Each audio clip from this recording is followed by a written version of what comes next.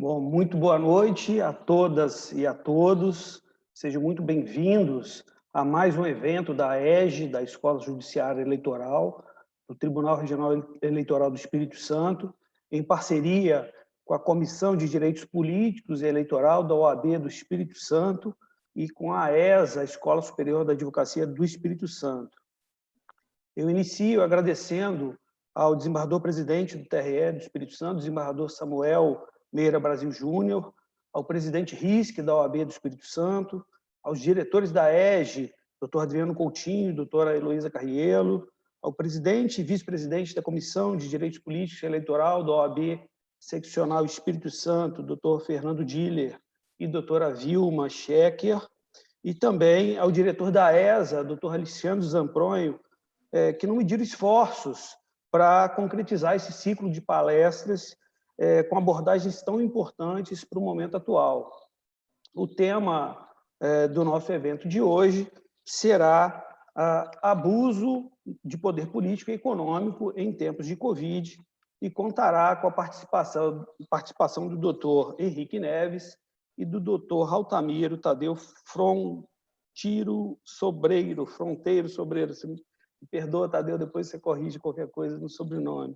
E será mediado por mim, Alexandre Alves, que sou diretor da Escola da Procuradoria-Geral do Estado do Espírito Santo. O doutor Henrique Neves é advogado eleitoral, ex-ministro do TSE, presidente do IBRAD, Instituto Brasileiro de Direito Eleitoral, e membro consultor da Comissão de Direito Eleitoral do Conselho Federal do OAB. E também ilustre torcedor do Fluminense, tem que fazer esse registro. O doutor Altamiro Tadeu Fronteiro Sobreiro é advogado eleitoral, formado pela FDV, membro da Comissão de Direitos Políticos e Eleitoral da OAB do Espírito Santo, ex-vereador e ex-presidente da Câmara Municipal de Afonso Cláudio. Nosso evento de hoje terá duração aproximada de 1 hora, sendo 40 minutos para debates e manifestações sobre o tema entre os participantes e 20 minutos para respondermos perguntas feitas pelo chat no canal do YouTube da EJE, que transmite ao vivo esse evento.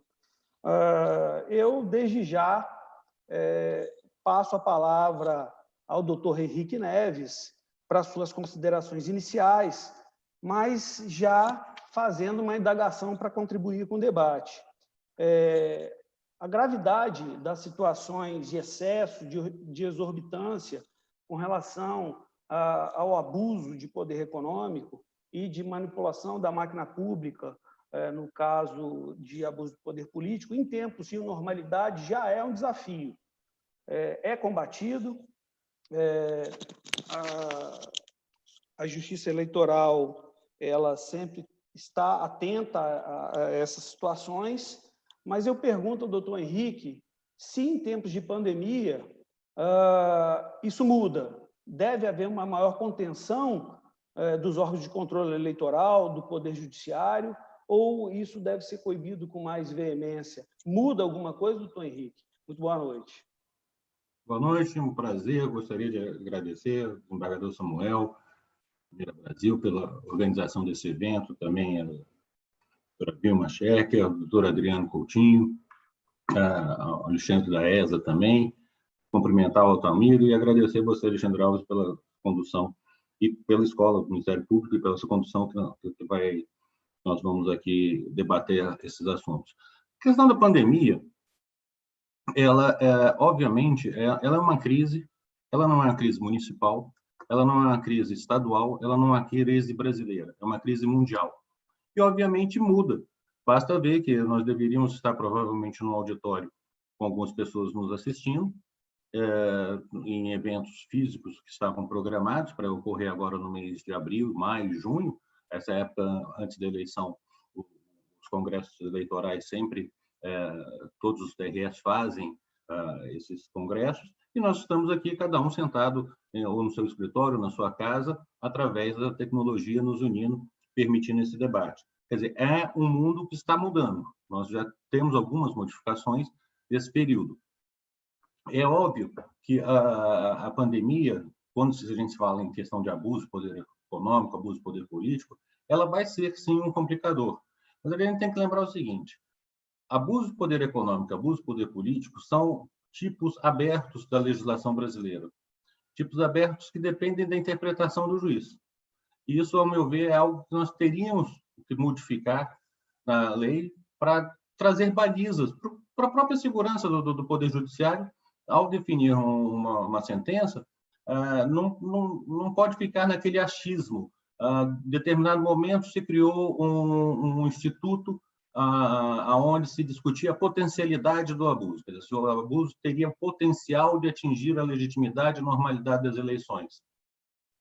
De onde surgiu isso? Salvo engano, até onde eu consegui pesquisar, foi um caso, provavelmente, eu estou aqui talvez me enganando, mas era do Pará, onde foram apreendidas algumas cestas básicas antes delas serem entregues à população naquele evento religioso do Círio de Nazaré, que tem lá em Belém, é muito forte. E o ministro Eduardo Ribeiro, pai do ministro Marcelo Ribeiro, utilizou uma expressão que, com a apreensão, aquela apreensão, as cestas não teriam potencial, porque não foram entregues aos eleitores, não teriam potencial de influenciar nas eleições. E, a partir daí, começou a se discutir a questão da potencialidade, as pessoas começaram a fazer cálculos, alguém falava o seguinte: não, são 5 cestas básicas, então são 5 eleitores. Então, são 5 votos. Se a eleição teve 5 votos de diferença, teve influência, tem que ser anulada. Se não teve, se a pessoa ganhou por mais de 10 votos, aquele caso não teria potencialidade de alterar o resultado. Aí o outro chegou e falou: não, mas não são só as pessoas que recebem, é a família. Então, você pega 5, multiplica por 3, por 4, e começaram contas matemáticas, aritméticas complicadíssimas, tudo no terreno da presunção, tudo no terreno da possibilidade. O próprio Congresso Nacional falou: não, essa questão da potencialidade está muito aberta, nós não podemos fazer isso, e modificou a legislação eleitoral, junto quando houve a alteração da lei das inelegibilidades, a lei complementar 64, quando houve a apelidada, a lei do ficha limpa, foi modificado para dizer: não, nós temos que considerar o abuso pelo ângulo da gravidade da conduta.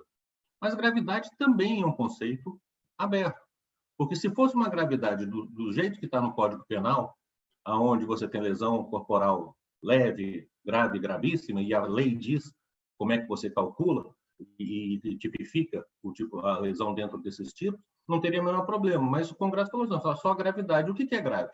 Grave é o que o magistrado, no final das contas, acaba achando que é grave, porque alguns vão dar uma interpretação mais rígida, outros não. O que ocorre, aí, voltando indo direto para a sua pergunta, o que ocorre na questão do abuso do poder político é que, normalmente, desde do Instituto da Reeleição, se criou e se reforçou as condutas vedadas nos anos eleitorais.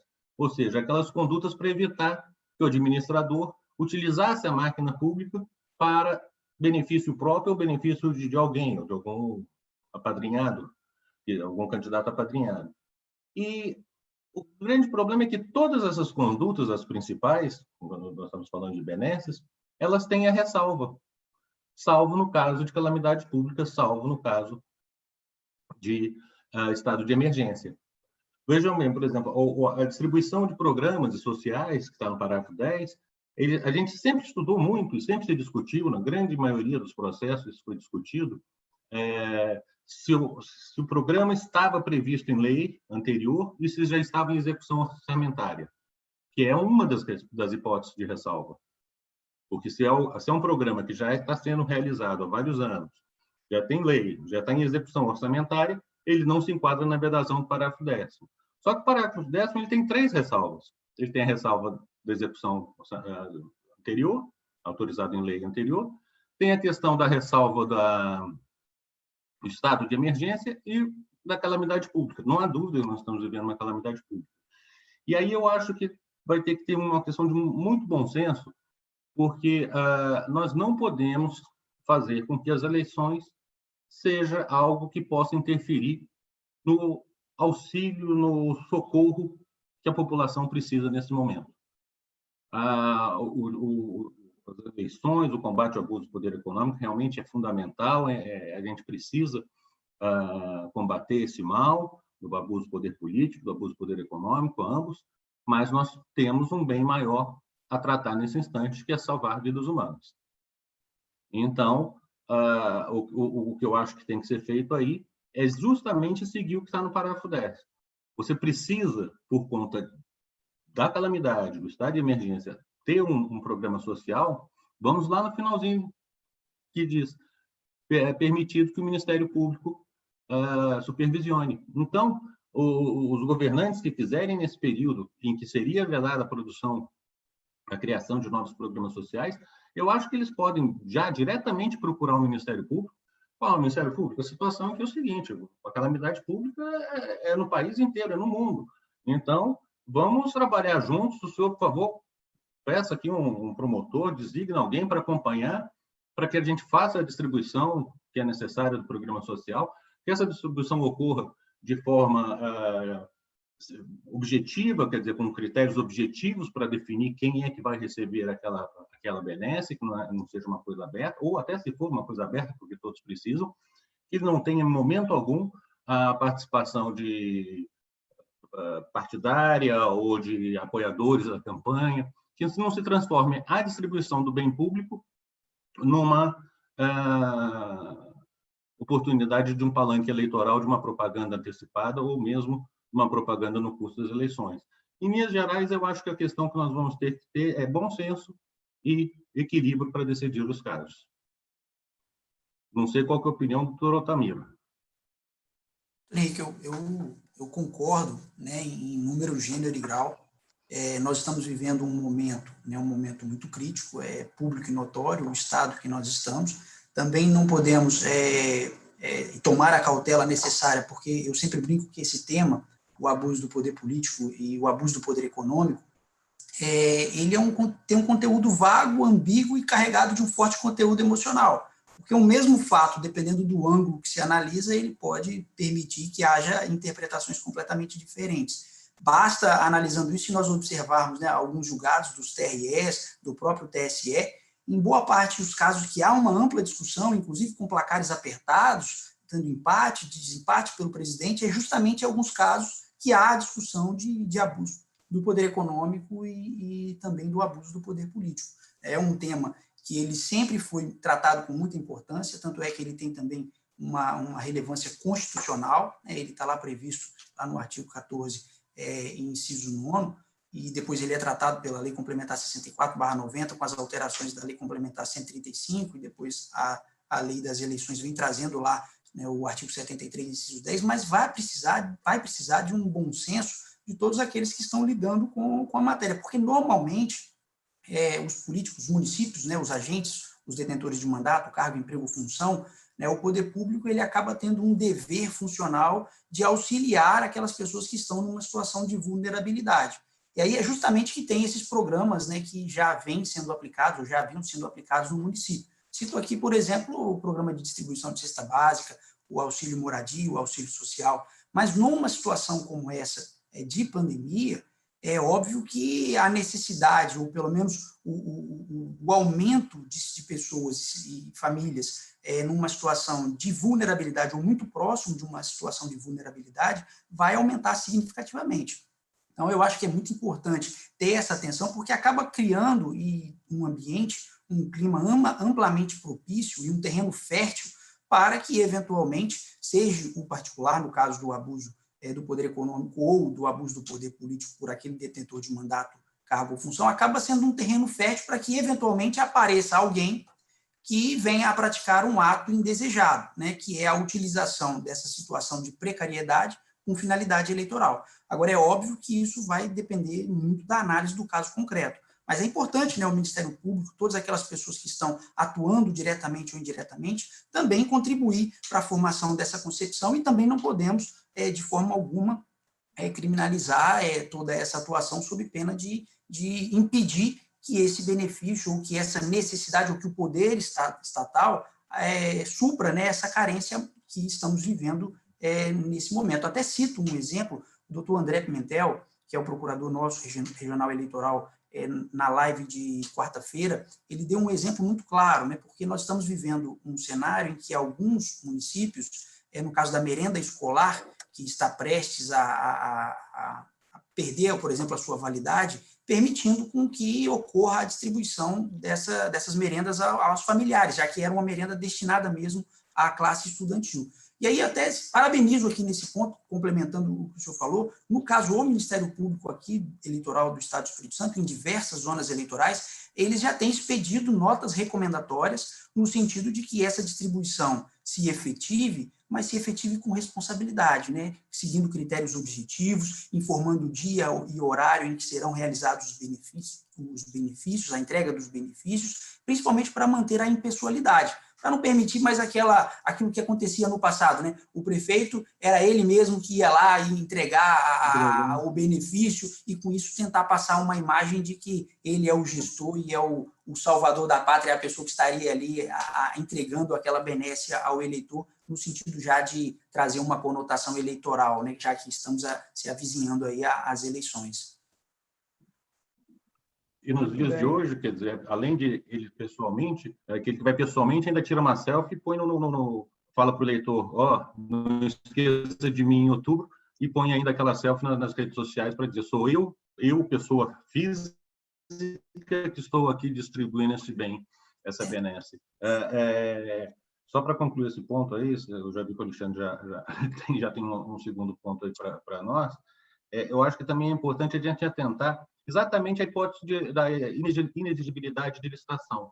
Quando você tem calamidade, uma das hipóteses para você dispensar a realização da licitação é a calamidade. Mas a licitação, o objeto licitado, ele tem que ter obrigatoriamente vinculação àquela situação de calamidade. Então, quer dizer, eu tenho um programa social hoje, quais são os efeitos que nós estamos vivendo? Uma calamidade de natureza da área de saúde, mas tem reflexo também na área econômica, porque as pessoas estão no isolamento, as empresas não funcionam, nós todos sabemos o quadro. Então, quer dizer, você faz alguma coisa para permitir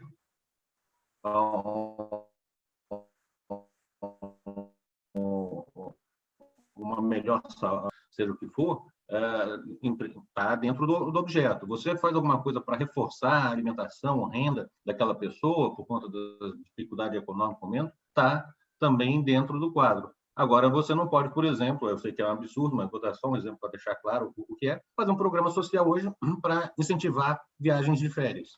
Que as pessoas possam, porque isso não tem absolutamente nada a ver com o combate à calamidade.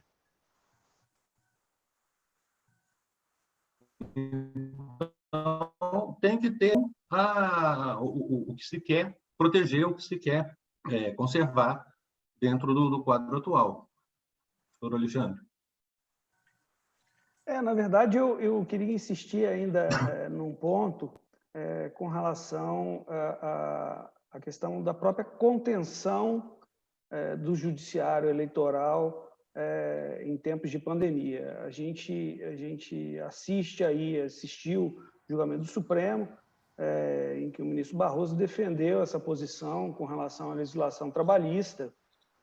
Não estou querendo aqui equiparar os dois ramos, mas naquele momento o ministro entendeu que era o momento do judiciário não avançar e deixar o próprio Congresso fazer a análise do Ministério Público, da medida provisória, sobre o contrato individual, a suspensão do contrato individual de trabalho.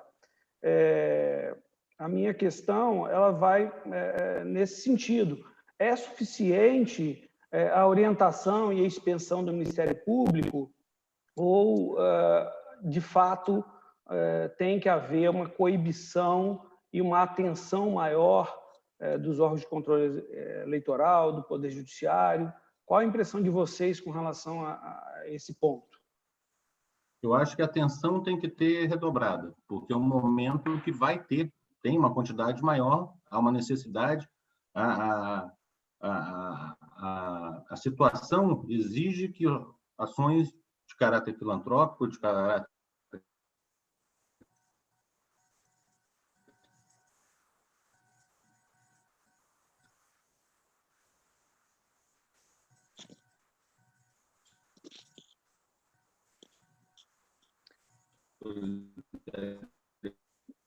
Bom, nós estamos tendo problema com a conexão do sejam Dr. Henrique. empreendidas pelo próprio Estado. O Estado tem que fomentar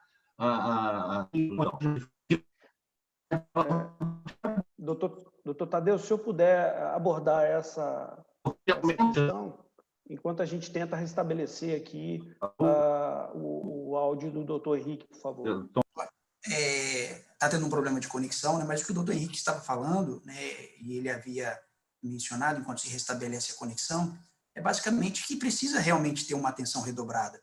Né? Se nós observarmos, né, dificilmente nenhum município, né, doente, né, do Brasil, doente federativo, né, brasileiro, nenhum município, por exemplo, não possui um sistema de assistencialismo. Por exemplo, eu vou dando o exemplo da cesta básica. E é claro que nesse período de pandemia, outros mecanismos de assistência serão criados, ligados à questão do Covid, por exemplo, distribuição de gêneros alimentícios, distribuição de gêneros de limpeza e higiene pessoal, máscaras, cestas, além de uma ampliação daqueles que eventualmente já são existentes, no caso, por exemplo, da cesta básica, o aluguel social, para aquelas pessoas que estão em um quadro de vulnerabilidade. E aí, é claro que há a necessidade de uma atenção redobrada, né? E essa atenção redobrada, é importante lembrar que ela pode ser realizada tanto pelo Ministério Público, que é realizada de forma muito profunda pelo Ministério Público, mas também por todos aqueles que têm a pretensão de disputar ou participar do processo eleitoral. Aí eu digo os partidos políticos, até mesmo os pré-candidatos. Por quê?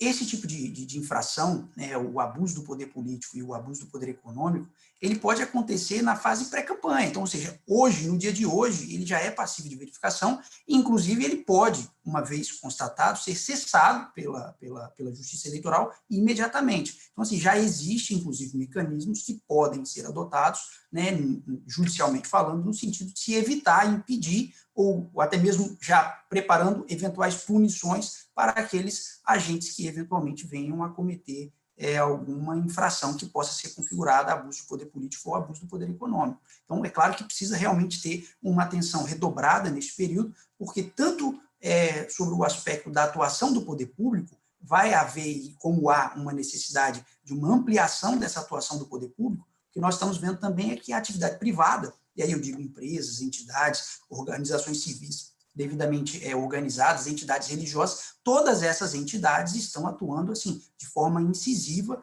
no combate, né, na minimizar os efeitos do Covid, né, principalmente para aquelas pessoas que estão numa situação de vulnerabilidade. Acho que voltou agora a estabilidade do link. Voltou a voz aí agora? Vocês estão me ouvindo bem? Agora sim, doutor. Porque nesse meio tempo ainda, porque aqui em Brasília está chovendo, e no meio da chuva deu um pico de luz aqui, fiquei sem luz, mas voltou rápido. Desculpem, são coisas que acontecem. Eu acho que essa pergunta, eu acho que o Tamiro já pôs aí o que eu concordo com o que ele está falando, mas tem um dado também que é muito importante. A autocontenção do Poder Judiciário é algo que a gente tem que examinar, principalmente na época eleitoral. Eu costumo dizer que a legislação eleitoral não é cura para todos os males, a justiça eleitoral não é cura para todos os males. Chega no momento do registro de candidatura, todo mundo quer julgar se a pessoa deve ou não deve ser condenada, se aquela pessoa é boa ou não é boa. Não é isso. A justiça eleitoral tem que agir de forma objetiva. Se aquela pessoa tem uma condenação pelo órgão competente, aí sim ela vai ser declarada inelegível. Se ela não tem, não é a justiça eleitoral que tem que fazer essa condenação.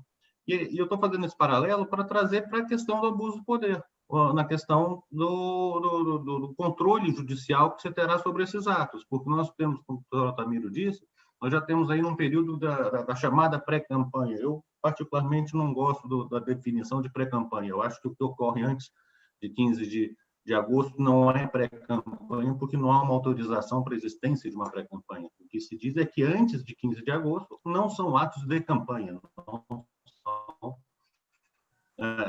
não é propaganda antecipada daquela série de coisas. Mas são aquelas pessoas que estudaram a área. Ou seja, se eu tenho um problema de saúde, quem é competente para decidir a saúde é o médico e os infectologistas. Não são os advogados, não são os promotores, não é o juiz que vai deter o conhecimento para saber se aquela medida é boa, se aquela medida não é boa, dentro do aspecto da sua real necessidade. Aí é quase que o mérito mesmo do tratamento, conveniência, né, de ser adotado aquele tipo de tratamento, aquele tipo de programa, aquele tipo de benesse. Isso são coisas que os administradores, em tese, são assessorados por pessoas capacitadas, que estudaram e que são as pessoas que entendem e que devem decidir a questão. Eu não vejo como trazer para o Poder Judiciário quase que uma opinião pessoal das partes, porque a gente gosta muito de botar a culpa no Judiciário. O Judiciário há um ativismo muito grande, mas o Judiciário não age sem provocação. Então, a gente também tem que dar uma palmatória que muitas vezes as decisões saem porque é pedido. Ou tem um advogado pedindo, ou tem o Ministério Público pedindo. Então, há uma provocação do Poder Judiciário para que isso ocorra. Eu acho que a gente tem que separar bem. Eu gosto muito da frase do Renato Russo, que eu não sou mais criança ao ponto de saber tudo. Eu não tenho como saber absolutamente tudo, qual que é o melhor tratamento, qual é o melhor remédio, qual é o alimento que tem que ser entregue, como é que é a composição da merenda, se ela tem que ter tanto de carboidrato, tanto de proteína. Para isso existem pessoas técnicas que estudam e fazem esse levantamento. Então, eu acho que é algo que o Poder Judiciário também tem que ter uma certa autocontenção aí. Agora, autocontenção não quer dizer, em hipótese nenhuma, fechar os olhos para o abuso. Se aquilo sai da normalidade, se ao invés do que naturalmente a pessoa necessita, eu estou começando a distribuir coisas dessa distribuição por valores muito acima dos praticados. Aí sim é um momento de se chamar a fiscalização, verificar o que está ocorrendo. Quem neste momento se aproveita para ganhar benefício próprio, pode ser político, comerciante, seja o que for, mas o sujeito que sobe o preço porque diz agora que a população está precisando e agora que eu vou ganhar dinheiro, com todo respeito, se for candidato, meu voto não leva. Perfeito. É uma questão que eu venho pensando ultimamente muito, principalmente com relação às construções que têm sido feitas nos outros ramos. E eu tenho estou fazendo essa comparação porque eu tenho visto aí propostas de utilização de teorias, de processos estruturais para fins de combate ou de regular as atividades públicas na área de saúde, com muito diálogo, com muita parcimônia, com intervenções posteriores, mas eu acho, minha modesta opinião, que no ramo do direito eleitoral a gente tem muita dificuldade de caminhar nesse sentido, porque se houver toda essa parcimônia, essa concessividade com a prática dos atos, isso certamente vai interferir no pleito, pode vir a beneficiar determinados candidatos. Então, nós temos aí situações relacionadas à cesta básica, medicamento, máscara e uma preocupação maior, né? Os órgãos públicos eles têm que divulgar que eles estão adquirindo os EPIs, as máscaras, os aparelhos respiradores e possivelmente algum desses agentes públicos podem vir a ser candidatos no pleito municipal que se avizinha, né? Então, de fato, por mais que eu ache em determinados momentos que o ativismo judicial, a própria contenção do judiciário é uma medida interessante em alguns ramos que não são tão fechados do direito, mas no direito eleitoral, se nós demorarmos muito na ação, isso pode vir a intervir no pleito. Como também uma intervenção precipitada e errada do próprio judiciário, dos órgãos de controle eleitoral, podem vir a criar verdadeiros mártires, né? E, de repente, algum candidato ele ter aí está sendo perseguido, está acontecendo, e a população mesmo se solidarizar com isso e ele ganhar projeção. Se vocês puderem comentar algo nesse sentido. Nesse ponto, eu acho que você tocou numa coisa muito interessante. E aí, muitos governantes, de certa forma, ficam torcendo nesse período em que o país está nesse antagonismo, ou fecha ou não fecha, vai, restabelece, sai todo mundo para a rua, não sai. Quando vem uma decisão judicial proibindo a abertura de comércio, por exemplo, é tudo que o governante quer, porque ele sai desse foco da discussão e fala, não, foi o judiciário que mandou. Agora, se você tem no curso da eleição uma distribuição de algo que seja essencial, se vem uma decisão judicial proibindo aquela distribuição, isso pode contar, inclusive, a favor do candidato que estava fazendo aquela distribuição. Eu falo, ó, essa pessoa ela estava me ajudando. Quem não está deixando é o juiz. Quem não está deixando é o judiciário. A grande dificuldade é que o juiz eleitoral ele é como árbitro de futebol. Quanto menos ele aparecer, mais a partida rola de forma tranquila. Agora, o fato dele ser, eu volto a dizer, o fato dele não querer interferir, dele não tentar interferir, dele tomar todas as providências para não interferir, não pode ser algo que faça com que ele fique trancado sem ver as coisas que estão acontecendo. Se tiver abuso, e aí a dificuldade que você pôs, André, eu acho que está certo, é a questão do tipo aberto. O problema do abuso é que eu não sei a linha, eu não tenho a linha exata, nós aqui estamos discutindo, mas não conseguimos traçar uma linha exata, a partir de tal momento é um abuso. Então, eu estou distribuindo máscara. Normal, programa social, mas eu estou distribuindo uma máscara com uma logomarca, com um tipo do candidato, ou com a logomarca da prefeitura, seja o nome gestão, porque hoje em dia nós não temos mais o brasão, né? Cada prefeitura tem a sua, eu não sei como, no Brasil a gente teve o Brasil, país de todos, cada governo faz aquela sua marca de identificação. Quer dizer, aí só essa marca já caracteriza o abuso? Não, tá com o nome do candidato e com o número. Mas se eu posso distribuir a camiseta, não posso mais. Posso distribuir alguma coisa de propaganda? Não posso. Mas adesivo eu posso distribuir, dizer que aquela máscara está adesivada. Quer dizer, é uma coisa que a gente vai ter que ver. Eu volto a insistir, eu acho que as pessoas que forem nesse caminho, a própria população pode prestar atenção. Há uma coisa que há muito tempo eu ouvi nos Estados Unidos, que eu fui discutir justamente essa questão de abuso com o centro de estudo lá da Casa Branca, e eu falava o seguinte, ó, como é que pode aqui nos Estados Unidos o presidente anda no Air Force One, aquele 747 enorme, com autonomia, só o avião já foi personagem principal de uns 5 ou 6 filmes de Hollywood, de tão imponente que ele é, e ele aterriza, desce para fazer comício na porta do avião em qualquer local. Aí o americano falou assim, mas quem tem que decidir se ele está abusando ou se ele não está abusando é o eleitor. No coração do eleitor, o eleitor vai olhar e falar o seguinte, o sujeito está utilizando a máquina pública para benefício próprio. Eu concordo ou não concordo com isso? Então, quer dizer, é uma coisa que a gente também tem que deixar de tutelar um pouco o eleitor. Deixa as pessoas, o eleitorado não é ignorante. Ele pode fazer escolhas com as quais eu não concorde, mas isso não quer dizer que ele seja ignorante. Talvez seja eu o ignorante por não concordar com a escolha da maioria, mas a gente tem que deixar as pessoas seguirem. O que não pode ter é a exploração da miséria humana. E aí, onde que é essa linha é que é a grande dificuldade.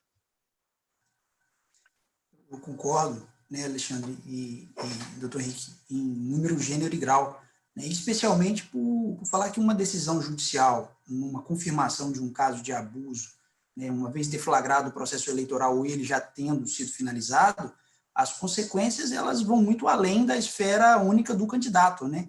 Na verdade, ela envolve diretamente toda uma municipalidade, né? Quando você tem, por exemplo, uma procedência de uma ação de abuso do poder econômico, do abuso do poder político, e eventualmente você caça o registro ou eventualmente o diploma, né, de um eleito, nós estamos falando aí que uma eleição suplementar é algo muito dramático, né, para a vida de uma determinada comunidade, de um município, né? Então, assim, realmente é uma situação que, acredito eu, assim como o doutor Henrique falou, são situações que devem acontecer, ou a inserção do judiciário, ou o posicionamento do judiciário, no sentido onde fique configurado de forma clara e muito robusta, realmente que o desequilíbrio do pleito, né, fugiu da normalidade do pleito, né, até porque a preservação da vontade popular e daquele preceito, né, o poder emana do povo e por ele deve ser exercido, onde o povo tem a oportunidade de escolher os seus representantes, né, isso também é algo que precisa ser sopesado, né, e analisado no caso concreto para ver se aquele fato tido como abuso, né, do poder político ou do abuso do poder econômico realmente foi grave o suficiente a ponto de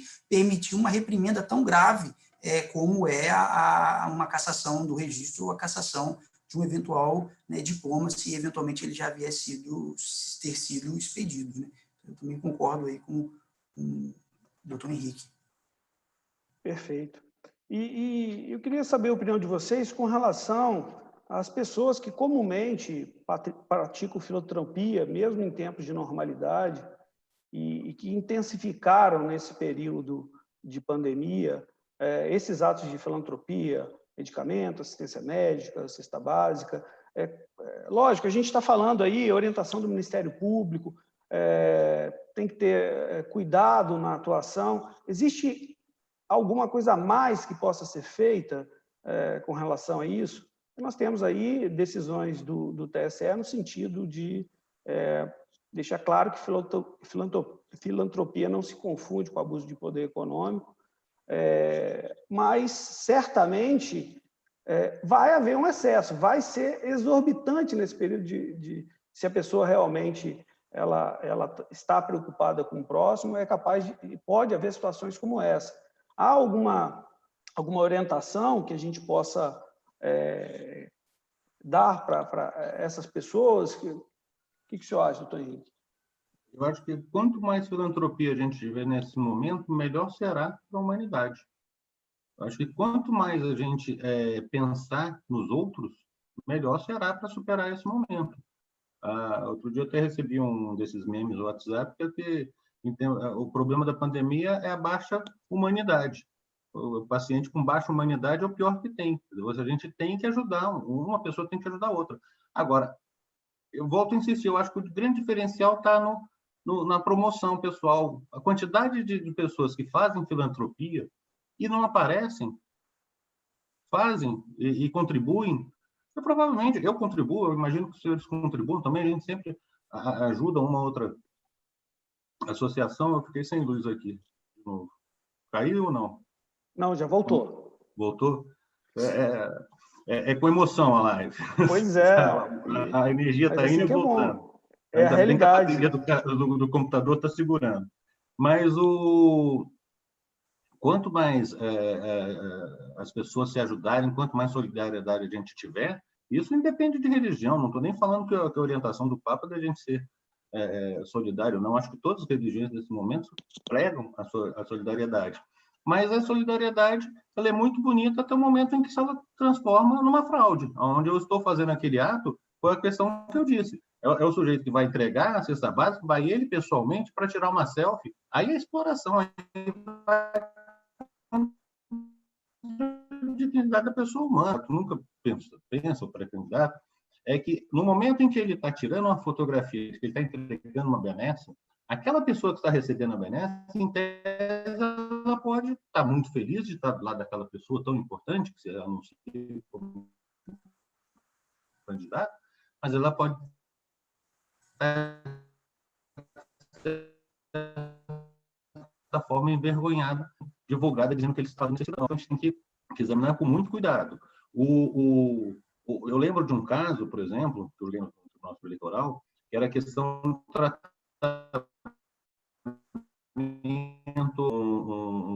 uma especialidade, uma forma de dar um tratamento de saúde para determinada doença. Então, o que o Ministério da Saúde tem, isso é regulamentado em todo o país, é a transferência. Bom, doutor Henrique, está falhando um pouco o seu áudio. Fora do domicílio, você pela doença. Voltou? Voltou. Tá, vamos tentar mais um pouquinho. Bom, Mas eu ia passar a palavra para o doutor Altamiro Tadeu, para ele fazer algumas considerações, enquanto a gente tentava estabilizar aí a sua conexão. Eu estou aqui só concluir esse caso que eu estou citando, que eu estava falando, de um caso que eu julguei no TSE, em que era o tratamento fora de domicílio. Tratamento fora de domicílio, quer dizer, o município não tem recursos, não tem hospital, clínica que seja habilitado a tratar determinado tipo de doença.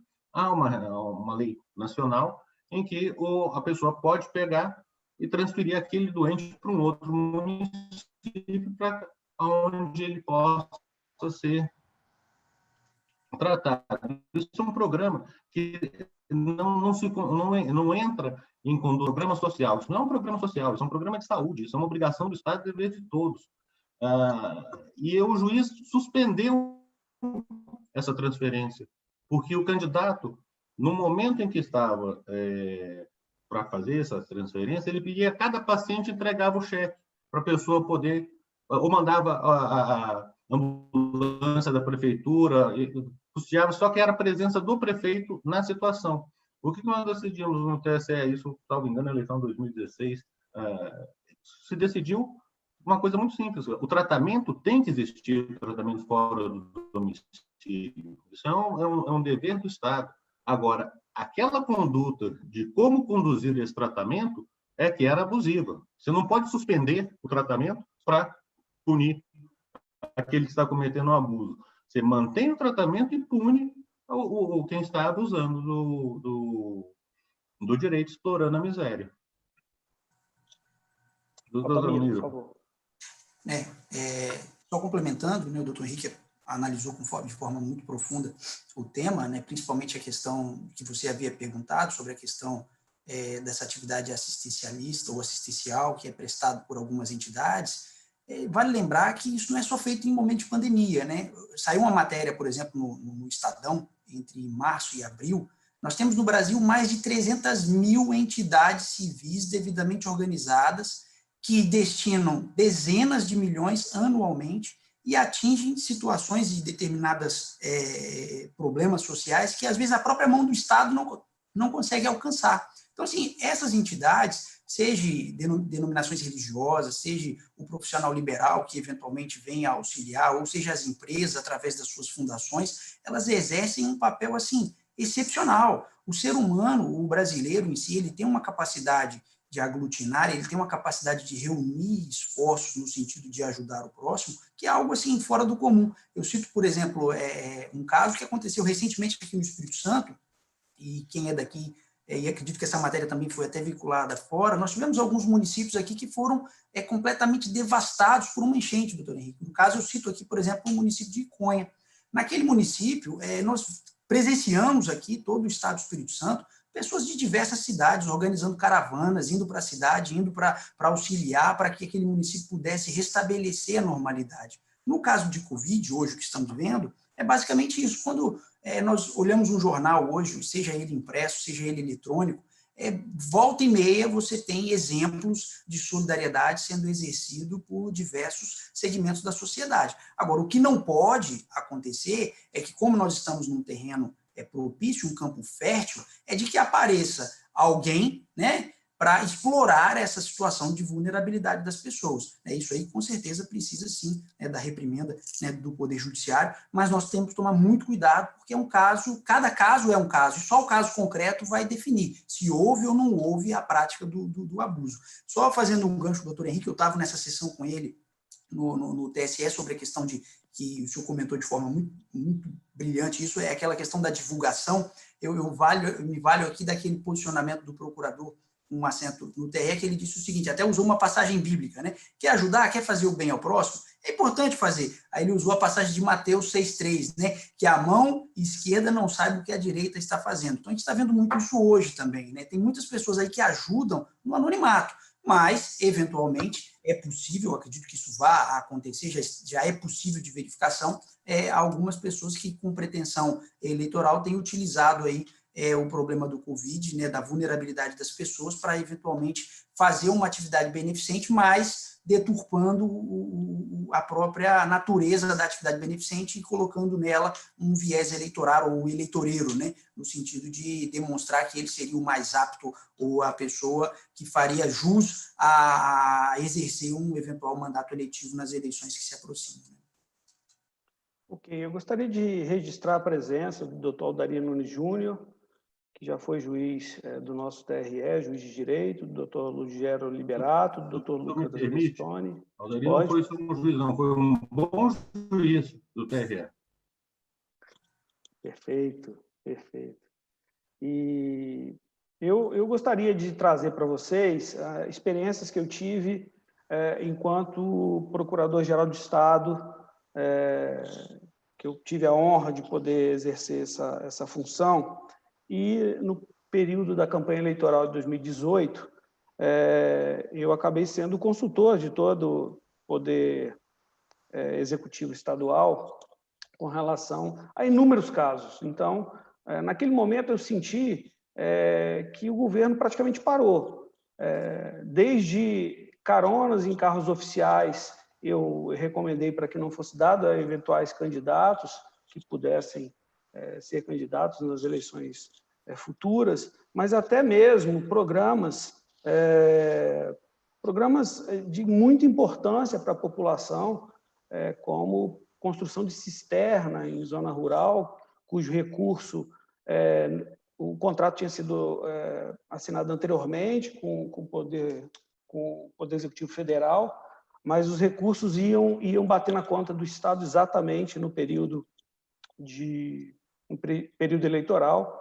Então, vejam, situações até de promoção de servidores, questão de remuneração de aumento remuneratório de determinada categoria, todas essas são condutas que estão lá no artigo 73, de maneira clara, pode gerar algum questionamento, mas naquele momento, mesmo com a clareza solar, eu fiz questão de levar o secretário da pasta, sempre a presença do Procurador Regional Eleitoral, na linha que o doutor Henrique abriu, né, de orientação, porque a gente não quer errar nunca, e o que eu sinto é que eu não estou mais vivendo a gestão, não sei como que esse momento está sendo impactante, apesar de acompanhar de longe as atividades da Procuradoria do Estado, mas me preocupa muito os gestores públicos não estarem atentos a determinadas regras, mesmo que a gente esteja focado na preservação da vida. A gente já tocou nesse assunto, né, doutor Henrique? A gente repetiu, o senhor foi bem enfático, mas, assim, já que a gente está batendo essa bola, falando de abuso de poder econômico, filantropia, abuso de poder político, me concentro mais aqui nos agentes públicos, né? Devem se preocupar, devem focar, de fato, em preservar as vidas, isso.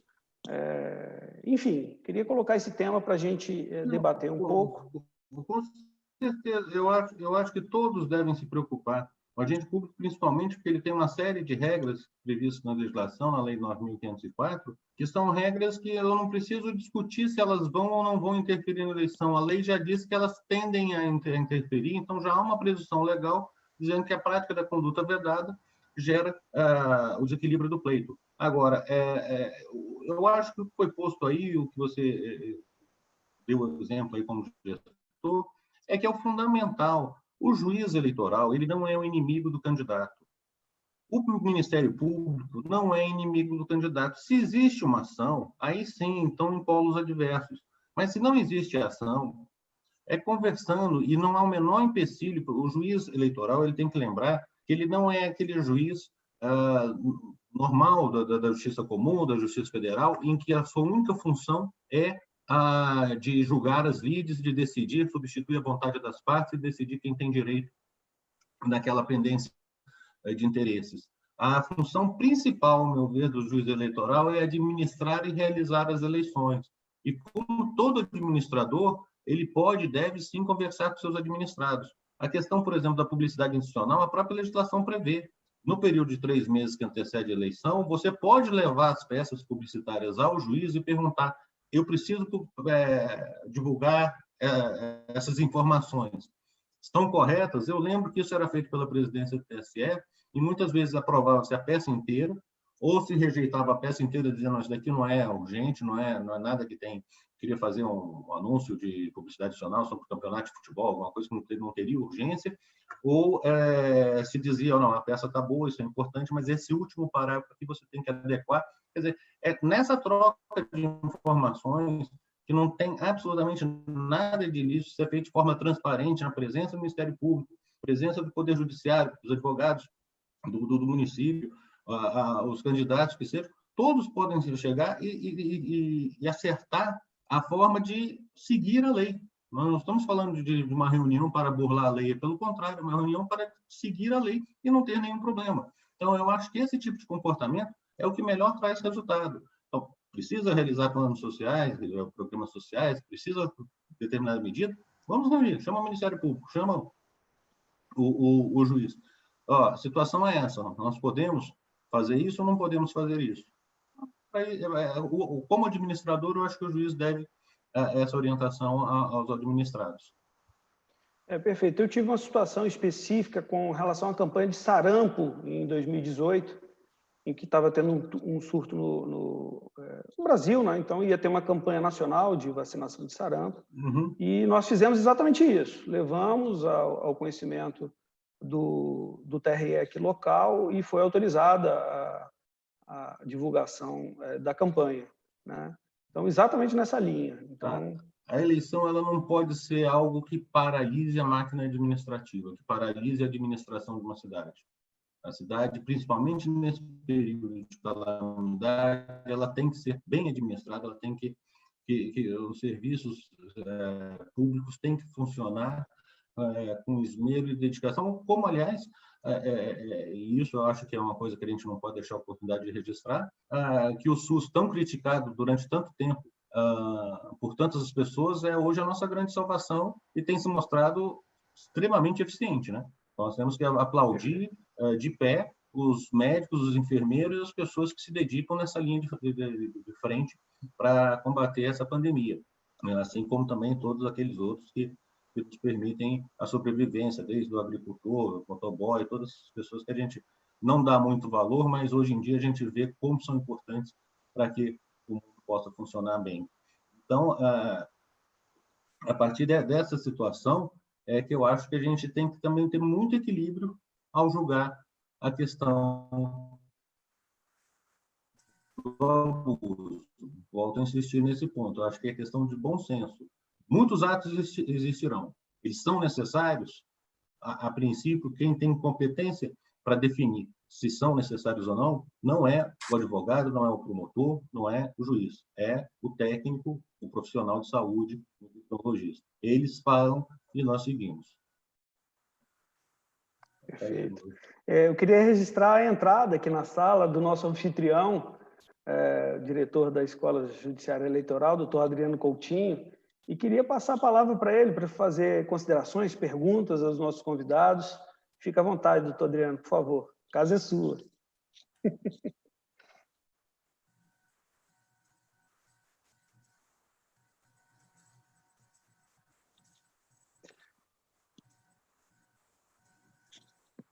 O som não está saindo, doutor Adriano. Não está tendo...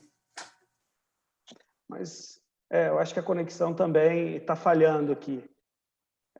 Mas enquanto o doutor Adriano não entra, doutor Tamiro, se puder fazer algumas considerações também com relação a essa questão que o doutor Henrique abordou, por favor.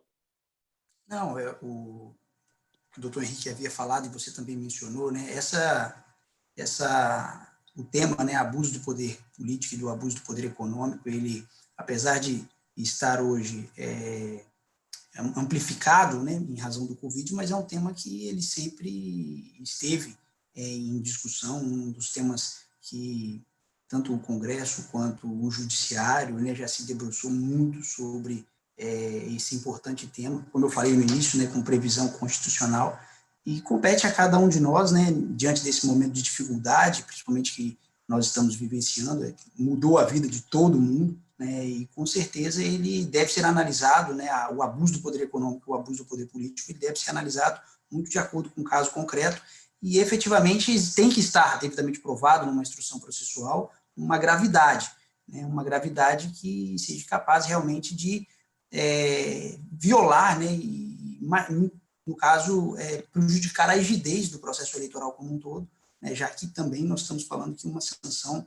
eventualmente numa procedência e um reconhecimento do abuso, ela é extremamente gravosa. Então, eu acho que é muito bom senso. O bom senso ele vai ser fundamental para definir, né, eventuais ações que, porventura, possam ser propostas perante o Poder Judiciário. E aí compete, né, ao Ministério Público, aos advogados que eventualmente atuarão, auxiliar na instrução probatória, no sentido de que o processo esteja maduro e com as provas suficientes, né, para permitir a formação da convicção do magistrado, no sentido de se existiu ou não existiu eventual prática de abuso em relação às eleições que se aproximam. Né?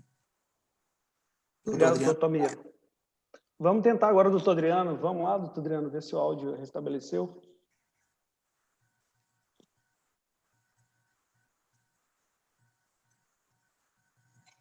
Quais ações possam ser propostas pelo Judiciário? E aí compete ao Ministério Público, aos advogados que atuarão auxiliar na discussão do processo com as provas para permitir a formação da condição. Bom, a gente está tendo um probleminha de áudio. Eu vou verificar aqui no YouTube se a gente tem alguma pergunta. Mas, enquanto isso, nós já estamos aí com praticamente 1 hora de transmissão. A gente tinha combinado... Alexandre, você me ouve? Ouço sim. Tem algum grande mistério aqui na minha residência, porque caiu a luz, mas a internet continuou. Eu não sei como isso é possível. O aparelho está ligado na luz. Então, nós já estamos nos aproximando do final. Eu não sei quanto tempo eu duro aqui no ar, nessa escuridão, mas eu gostaria de registrar o meu agradecimento especial, se não tiver. Não, mas eu acho que eu já ia abrir exatamente para considerações finais, né? Eu acho que a gente já está aí 1 hora. Infelizmente, tivemos alguns probleminhas técnicos, mas isso é natural nessa nova formatação, nesse novo ambiente, é a vida real, né? E o doutor Henrique já está todo preparado. Já tem... Não, tem uma lanterna aqui. Eu entendi agora o que é. É porque o modem e o computador eles ficam no breaking. Então, acaba. Mas aí você vê que a iluminação, eu fico aqui, cadavérico aqui, parece... Nessa época de pandemia, numa sexta-feira à noite, a pior coisa que as pessoas podiam estar olhando é a imagem dessa. Então, eu aproveito a oportunidade para agradecer. Acho que essa questão do abuso do poder econômico é algo que a gente tem que tomar muito cuidado para evitar o abuso, mas, ao mesmo tempo, para ter o equilíbrio, o bom senso de não considerar que tudo é abuso. As eleições elas têm que ocorrer, as chances, o equilíbrio da igualdade de chances é o tema principal que a gente tem que fazer com que seja respeitado nas eleições. E eu acho que a coragem de ter o bom senso é que vai fazer nós ultrapassarmos esse período. E aproveito aqui para desejar a todos vocês aí um bom fim de semana e agradecer a presença, esse convite honroso de ter participado aqui, ainda que terminando dessa forma meio macabra, com a luz indireta. Obrigado. Doutor Tamir, por favor. Alexandre, eu só tenho a agradecer. Para mim é uma honra e um orgulho muito grande poder participar deste evento hoje. O nosso TRE do Espírito Santo, ele sempre serviu, tem um passado e um presente de exemplo, né, para a justiça eleitoral em todo o país. É uma honra para mim poder participar com o doutor Henrique, para mim que é uma das mentes mais brilhantes em matéria eleitoral, uma pessoa que eu admiro profundamente. Participar com você, com o doutor Adriano, a doutora Vilma, o nosso presidente da comissão, né, do Direito Eleitoral e Direitos Eleitorais e Políticos, Fernando Dilen, a ESA. Doutor, assim, para mim, particularmente, eu me sinto muito honrado em estar aqui hoje. Como o doutor Henrique falou, todos nós que atuamos no direito eleitoral, né, torcemos para que a normalidade do pleito seja mantida, né? Como o doutor Henrique disse, compete ao judiciário ser o juiz, o árbitro que vai permitir o jogo da melhor forma possível, né? Dentro das linhas do campo, não permitindo com que nenhuma infração eleitoral seja cometida. As regras são regras que já são postas, que são de conhecimento de todos, né? E são regras claras, apesar de haver algumas que realmente dão margem ao subjetivismo. O abuso do poder político e o abuso do poder econômico é né? Que é um campo, ele não é um campo fechado, por exemplo, como uma compra de voto, né? Ou seja, que os elementos identificadores do tipo estão muito claros. Aqui há uma subjetividade, um elemento subjetivo muito grande, e um mesmo fato pode comportar diversas interpretações. Como eu havia falado no início, onde geralmente os processos em que há um maior número de debate entre os julgadores, quando se trata de órgão colegiado, seja TREs ou seja TSE, é justamente em processos que versam sobre abuso de poder econômico e abuso de poder político, ou seja, uma parte do colegiado entende que aquele fato foi infracional e que repercutiu de forma negativa na rigidez do processo eleitoral, e outros julgadores, analisando aquele mesmo fato, entendem que aquele fato ali narrado não foi capaz de ensejar a reprimenda do poder estatal, no sentido de se caçar um diploma, um registro ou um diploma. Mas o que vale sempre na regra é a questão do bom senso, ainda mais se tratando do momento que estamos vivendo, mais do que nunca, nós temos que ter bom senso na análise dos fatos que eventualmente são colocados. E também é importante dizer também que isso não quer dizer, né, que não tenha que haver uma sanção. Eu acho que muito pelo contrário. Se ficar provado que, eventualmente, determinado grupo político ou determinado cidadão utilizou dessa vulnerabilidade para atingir uma finalidade escusa, ou seja, para atingir uma finalidade eleitoral, acho sim que a justiça eleitoral tem que ser incisiva, né, no combate a essas irregularidades, porque o que vale mais é a manutenção da nossa democracia, a rigidez do processo eleitoral, e que nós possamos ter um processo eleitoral não sujeito a nenhum tipo de mácula, ou seja, o eleitor possa voluntariamente participar do processo eleitoral e lá externar a sua manifestação através do voto de forma isenta e sem qualquer tipo de influência que possa ser perpetrado através da prática de um ato de abuso do poder econômico e o abuso do poder político, por exemplo, né? Ok. Nós estamos tentando aqui trazer o nosso anfitrião, um dos anfitriões, né, doutor Adriano. Peço desculpa a todos aí pela instabilidade, mas como foi registrado no YouTube, quem sabe faz ao vivo. Então, eu acho que se o doutor Adriano quiser tentar entrar e abrir o áudio, vamos lá, doutor Adriano.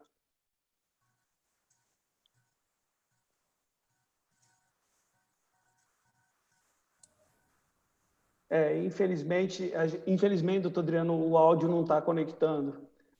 É uma pena, mas, de toda forma, eu agradeço mais uma vez aos meus parceiros aqui, doutor Henrique Neves, doutor Altamiro Tadeu, foi ótimo. Agradeço a EGE, a OAB, e queria deixar aqui uma saudação especial ao doutor Adriano, à doutora Vilma e a todos os servidores do TRE que fizeram essa live ser uma realidade, né?